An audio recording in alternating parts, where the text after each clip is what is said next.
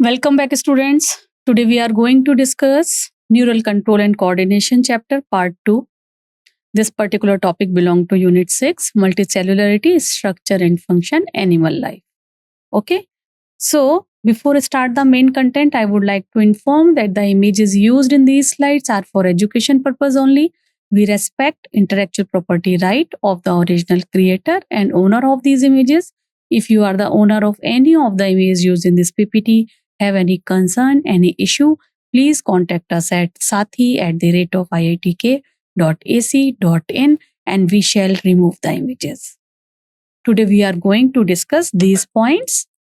Nervous coordination, central nervous system, automatic and peripheral nervous system, receptor effectors. These topic already we have discussed in part 1. Okay, reflex action and brain and parts of brain and their function, that topic, and basic physiology of special sense organs like eye, ear, integrated control by neuroendocrine system. These topics we are going to discuss in this particular part 2.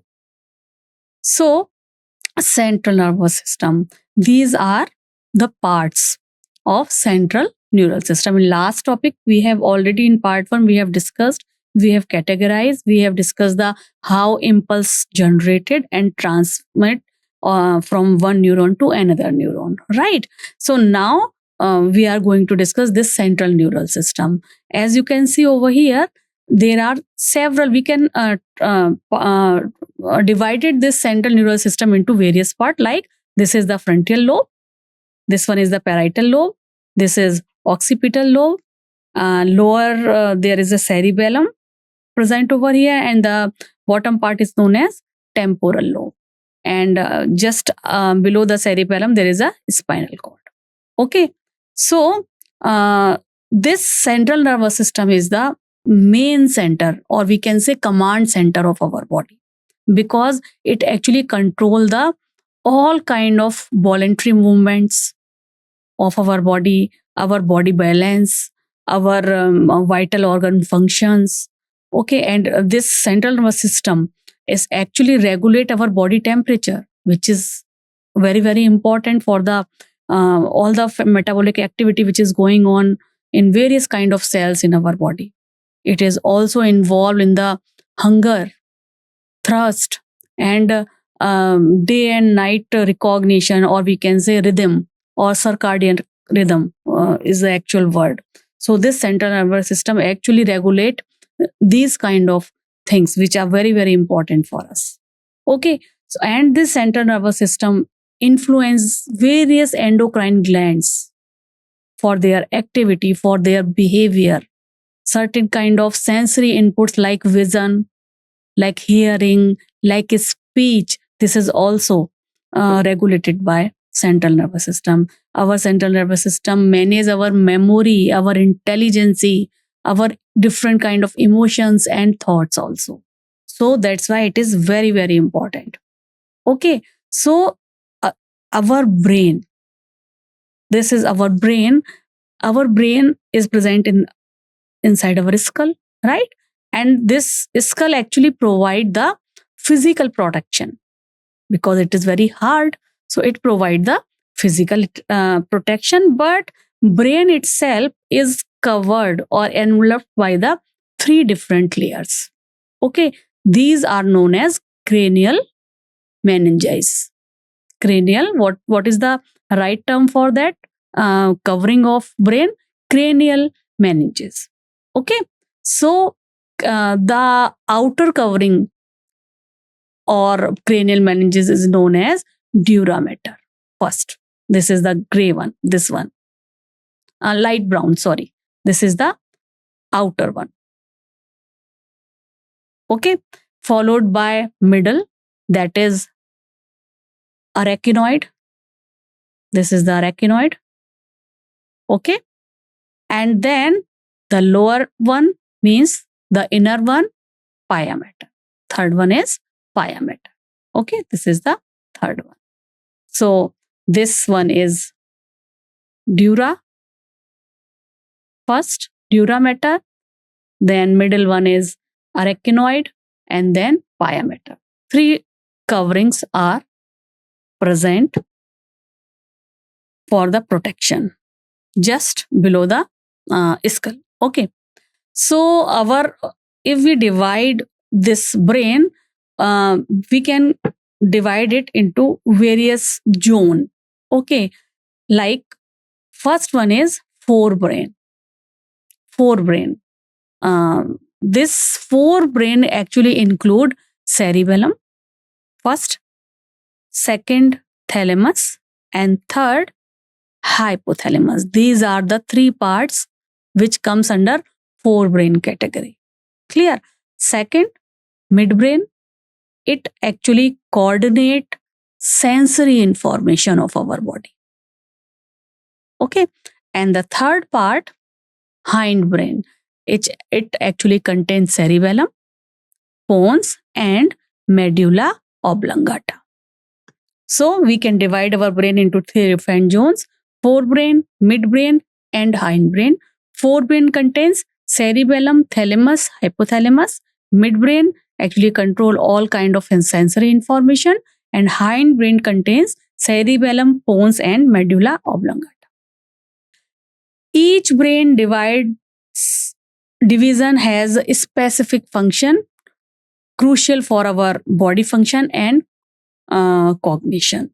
So first of all, let's discuss forebrain. As we have already known that forebrain parts, cerebellum, thalamus, and hypothalamus. So this cerebellum, which is a significant big part of our brain, it is further we can divide into like this. Just a rough diagram I just draw for you like this. Okay. So if we cut it, then you can see this type of a structure. We can divide it into left and right. Okay. So left and right hemisphere. And this left and right hemisphere connected to each other via this type of link, which is known as corpus callosum. Okay. So this is the right hemisphere. This is the left hemisphere. Cerebrum we have divided into two different parts which are identical to each other. Okay. If we can also divide it into two different zones. The outer zone is known as cortex region. Inner zone is known as medulla region. This outer cortex contains cell body of neuron, while this inner zone contains that axon region and regions, right? So as you know, this cell body contains so many nasal granules. So it looks like gray in color. So this one is gray in color, while these are not present in the other parts, axons and other axon nodules region. So medulla region look like white. So gray matter is present on the cortex side, white matter is present towards the medulla side. Okay. Now, that's a very good diagram is also present over here. So this big part is known as cerebellum, right? And this is the green and chi grain, both part or both thalamus and hypothalamus, which we can use collectively diencephalon. Okay, so this is also comes under forebrain category. So this both the parts, right and left hemisphere, joined to each other via corpus callosum. Okay, so there are so many kind of folds, as you can see over here, are present. If more folds are there, more intelligence, more IQ level is there. Okay, less folds are there because gray matter are more present in the cortex region. Now, as already we have discussed, this forebrain is covered by, this cerebellum is covered by cerebral. Outer region is known as cortex or gray matter. Why? Because that contain axon part, the cyton part, which contains nasal granules. Okay, so gray matter, which house motor, sensory, and associated area for complex functioning. The inner part is known as medulla or that particularly covered with the myelin sheath, and this is known as white part or white matter. So cortex region, gray matter, medulla region, or inner part, more correctly inner part, we can use the term inner part, which is covered via myelin sheath. This is known as white matter. Now, thalamus and hypothalamus. So this cerebellum, just now we have seen the diagram. This cerebellum actually wrap around a structure, a small structure. This structure is known as thalamus, which actually involve and coordinate our sensory and motor signaling. While this hypothalamus, which is just present on the base of this thalamus, which lies at the base of thalamus, it contains number of centers which control our body temperature. Urge for eating, urge for drinking means thrust center, eating center. This hypothalamus also contain several group of neurosecretory cells which secrete some kind of hormone known as hypothalamic hormone. We have already discussed about the hormones in the hormone chapter, right? So another part is known as limbic region, which is present in the inner part, the inner part of cerebral hemisphere, and a group of associate deep structure. There is a deep structure which is known as amygdala, hippocampus, and these regions form a complex structure which is known as limbic lobe or limbic system. So where this limbic lobe is present? This is present just in the deep part of or inner part of cerebral hemisphere. Okay, this is amygdala here. Okay, this is cerebrum, white part. This is cerebrum. These are the layers: outer layer, middle layer, inner layer. This is the hypothalamus, part of forebrain. Thalamus, purple one, part of forebrain. Cerebrum, this is part of forebrain. So in between this hypothalamus and thalamus, just below this, there is a swollen lobe-like structure known as limbic region. This limbic region, along with the hypothalamus, involve to regulate our sexual behavior, to regulate our different kind of emotional reactions like excitement, like pleasure, like fear, okay, like rage, like motivation.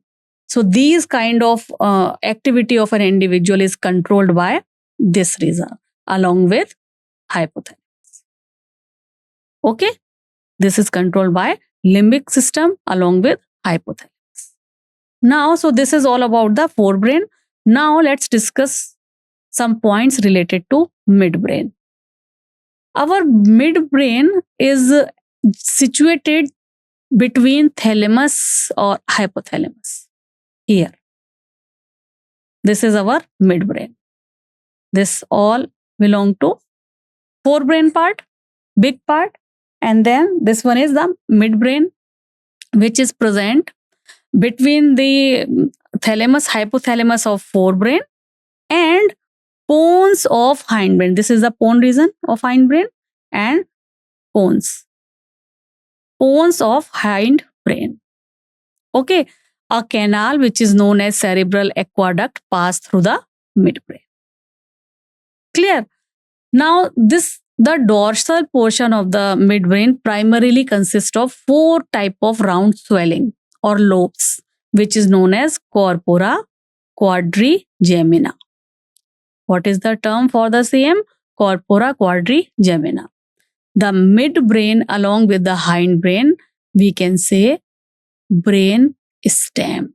Collectively, we can use the term brain stem for both of them, midbrain with hindbrain. Now, hindbrain. Hindbrain is made up of pons, cerebellum, and medulla region. as you can see over here. This is the forebrain. This is the midbrain.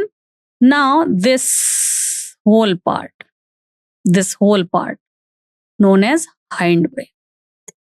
Okay, so cerebellum, medulla, and this pons, cerebellum, and medulla, or medulla oblongata. Okay, this pons region contains some fiber tract that interact different regions of our brain. Okay, the cerebellum, this part has a highly convoluted surface, as you can see, highly convoluted surface, which provide additional space for more neurons. While this medulla of the brain is connected with the spinal cord. Just after medulla, spinal cord started. So this is a junction between spinal cord and the brain. So medulla of the brain is connected to the spinal cord and contain center to control respiration. It also contains center that control cardiovascular reflex and gastric secretions. Respiration, cardiovascular reflex, and gastric secretion. Now, so this is all about the brain and various parts of the brain. Now let's discuss reflex action. What is reflex action? Reflex action is an involuntary response to a peripheral nervous stimulation. Okay, means without conscious effect or without any thought. If our body respond for any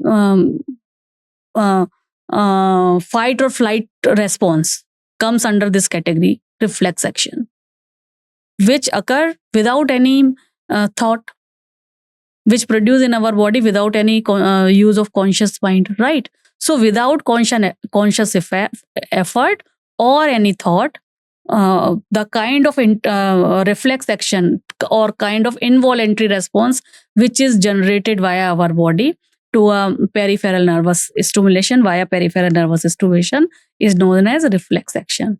This reflex action involve a part of central nervous system, but here brain is not involved.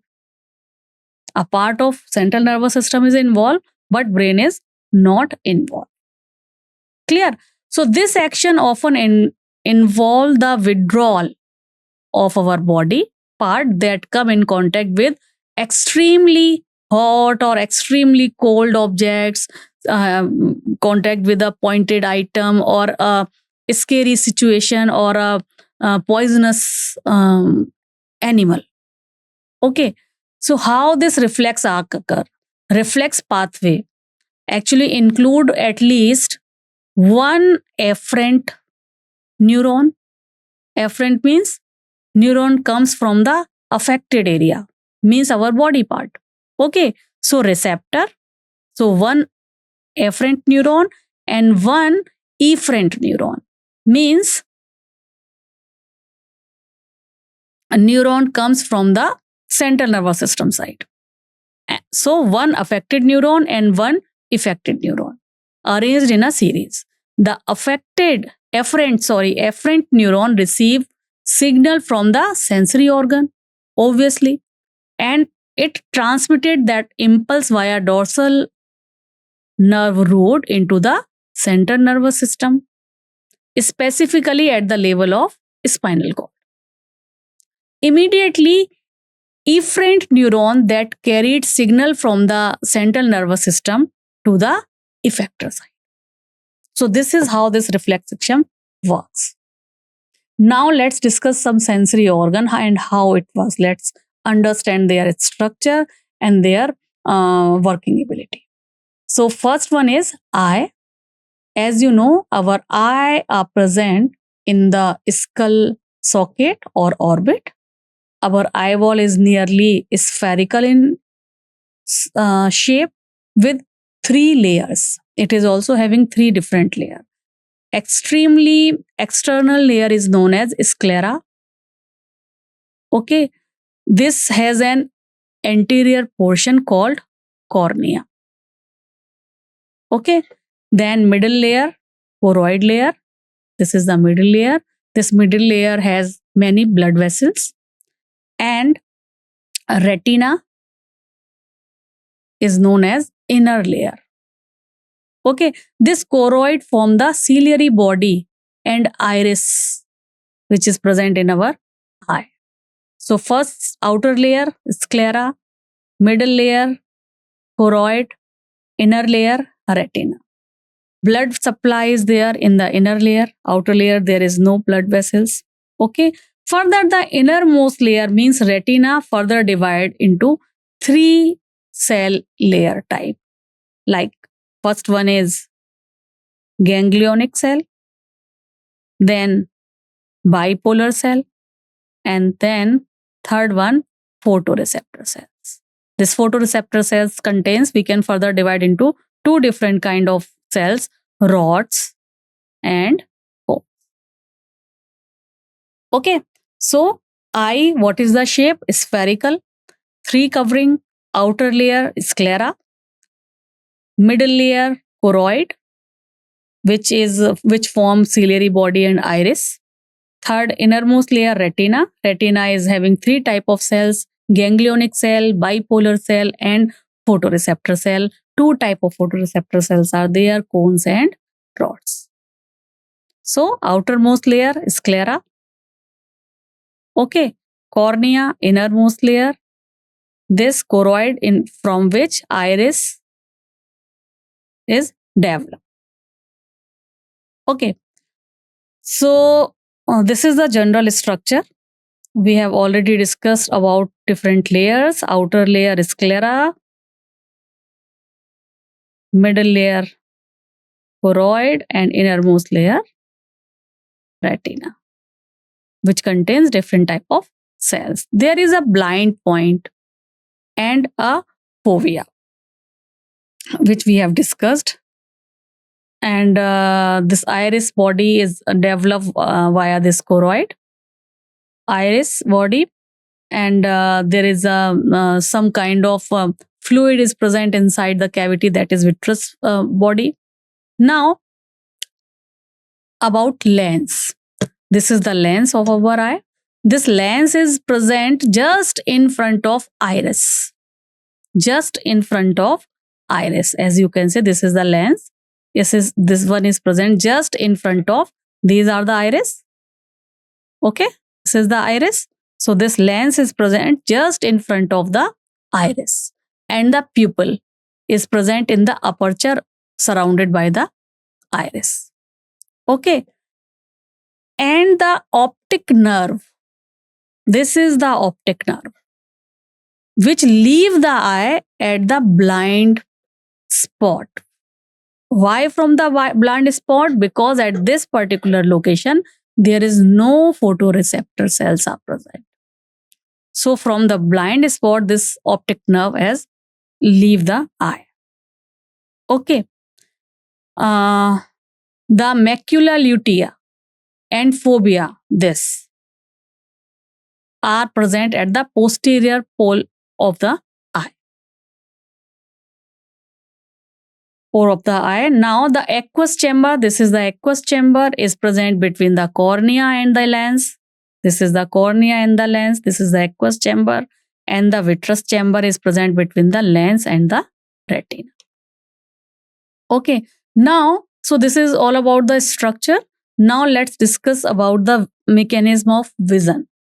As light hit the retina, it immediately, this retina trigger, because this retina having 3 kind of cells, so immediately it trigger its photoreceptor cells like rods and cones. Okay, so immediately these photoreceptor pigments react and change its membrane permeability. When it changes its membrane permeability, it will create a potential in the photoreceptor cell, leading to action potential in ganglionic cell of retina. As light hit to the retina, it trigger rod and cones, which is a type of cell of present in the retina. Immediately, the photopigment which is present in these kind of cells react and change membrane permeability. which create a type of potential, leading action potential in the ganglionic cell. Potential sent to the brain visual cortex via this nerve, optic nerve. Immediately brain analyze these things and recognize the image based on the past experiment. So this is how our mechanism of vision occur in our body. Now next sensory organ, ear.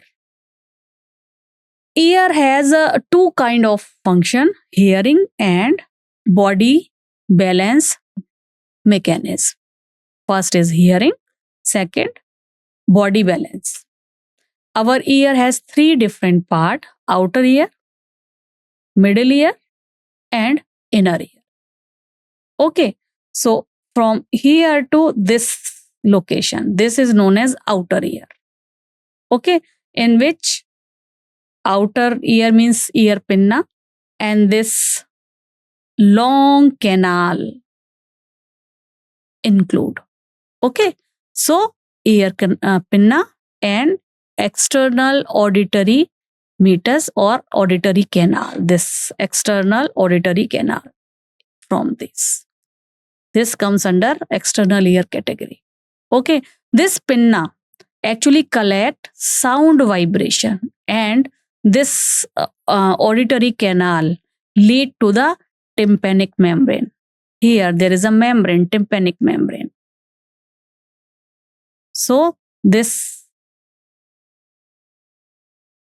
immediately pass the sound waves towards the ear pinna, which is known as not ear pinna, eardrum, tympanic membrane. Okay, then next part is middle ear, which consists of three small tiny bones, malleus, incus and stapes. M-I-S. M-I-S. Malleus, incus and stapes, which transmit those sound waves which is generated by the air and collected by the ear pinna and transferred via the external auditory canal sound wave to the this middle ear, transfer those sound waves to the towards the inner ear. Okay, there is a tube known as Eustachian tube. It actually connect with the middle ear to the pharynx, and this Eustachian tube equalize the pressure on either side of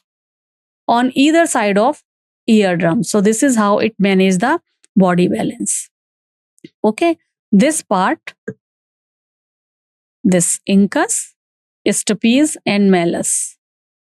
Where is malleus? This here. M-I-S. M-I-S. Okay, so this is the part of middle ear. Now, inner ear. Third part, inner ear or labyrinth. This inner ear is a fluid filled with bony and membranous labyrinth. This membranous labyrinth is filled with the endolymph, which is surrounded by a perilymph. Okay, there is a coiled structure, coiled labyrinth, which is known as cochlea. This cochlea is divided into the two different parts, upper sclera vestibula and lower sclera tympani. Okay, so initially different kind of labyrinth or fluid filled bony membranous forms, which is known as membranous labyrinths, are there, which is filled with the endolymph and surrounded by a membrane which is known as perilymph. Okay, and there is a cochlea, coiled structure, coiled labyrinth is present, which is further divided into two parts, upper part which is known as upper sclera vestibula and lower part which is known as lower sclera tympani. Okay, next part is organ of Corti. It is present on the basilar membrane. It is a type of basilar membrane. It has auditory receptor hair cells.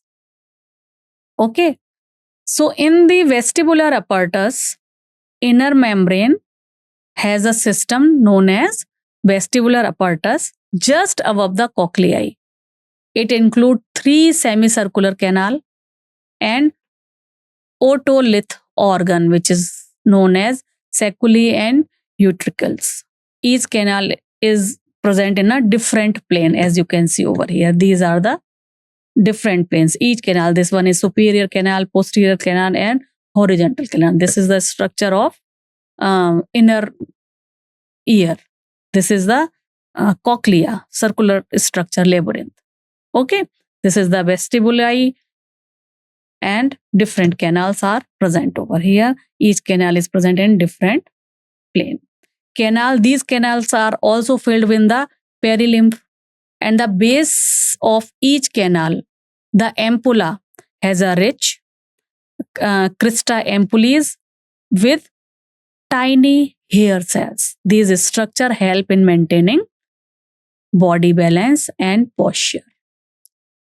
So which portion is help in maintaining body balance and posture? These canals, cochlea canals. Okay, base of each canal is mainly help in body balance and posture. Now, so this is the structure of whole ear. Now, mechanism of hearing. Sound wave initially hit to this region, eardrum, via ear pinna. It passed through the auditory canal, and then finally it hit to this eardrum or ear membrane. So it will cause its vibration. This vibration then pass through ear ossicle, through the oval window, through midbrain, MIC. Okay, and this finally this vibration creates certain kind of waves in the cochlea fluid, causing basilar membrane to ripple. Now these ripple bends hair cells against the tectorial membrane and generate a nerve impulse. Now finally this impulse are sent to the brain auditory cortex via auditory nerve, where sound is recognized. So this is how ear works. So this is all about the nervous system topic. We have divided this topic into two parts, part 1 and part 2. Now this particular topic I have completed this particular topic. I hope most of the things has been cleared now. Still you have any query, any doubt related to this topic, please let me know. We will discuss it later on. Till then, take care, bye-bye, and keep learning. Namaskar.